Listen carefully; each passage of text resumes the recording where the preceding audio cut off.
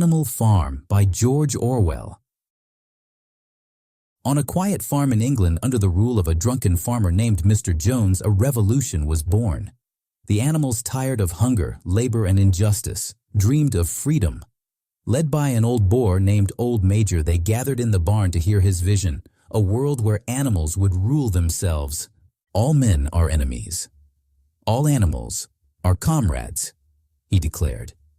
His dream was of equality, of a society where every creature shared the fruit of its labor. But dreams, like revolutions, are fragile. After Old Major's death, two young pigs, Snowball and Napoleon, took up his cause. They led the animals in rebellion, driving out Mr. Jones and taking control of the farm. The new order was born, and they named it Animal Farm. On the barn wall, they painted their commandments, 7 simple laws of equality, the greatest of which read, "All animals are equal." At first, it seemed the dream had come true.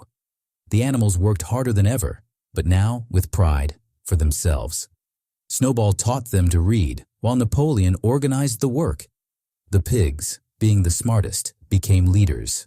Sundays were for meetings, and the anthem, "Beasts of England," filled the air, a song of freedom. But slowly, power began to twist the promise. Napoleon and Snowball clashed. Snowball dreamed of building a windmill to bring light and progress. Napoleon opposed it, until one day, his dogs, raised in secret, chased Snowball from the farm. From then on, Napoleon ruled alone. Democracy was dead. The commandments began to change. The pigs moved into the farmhouse. They drank milk, ate apples, and explained that leadership required nourishment. "Comrades," said Squealer, Napoleon's smooth-tongued spokesman, "you do not want Jones to come back, do you?" Fear became control. Lies became truth. The animals worked harder, ate less, and believed more. When the windmill was built and destroyed, Napoleon blamed Snowball, now labeled a traitor. The animals rebuilt it again and again, though they grew weaker each time. Hope became habit. Obedience replaced faith. "Napoleon is always right," they whispered. Executions began. The hens who protested had their eggs taken. The sheep were taught new slogans. Even Boxer, the loyal horse who gave everything, fell under the weight of his labor.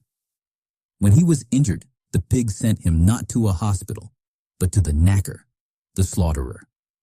The animals wept, but Squealer told them they were mistaken. "You saw the sign wrong," he said. Boxer died in peace. One by one, the commandments on the barn changed. "No animal shall kill another animal" became "without cause." "No animal shall sleep in a bed" became "with sheets." And finally, "all animals are equal" gained a quiet addition, but some animals are more equal than others.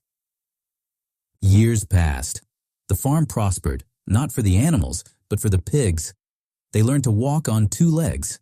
They carried whips. They wore clothes. When human visitors came to dine with them, the animals outside looked through the farmhouse window. Pigs and men laughed together, drank together, and played cards. And as they peered through the glass, the animals could no longer tell who was who.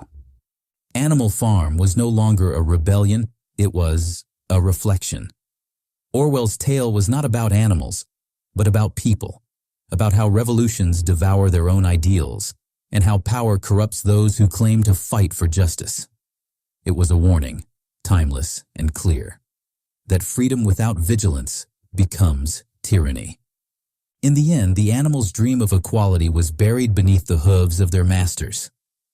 The revolution had come full circle. The oppressed had become the oppressors.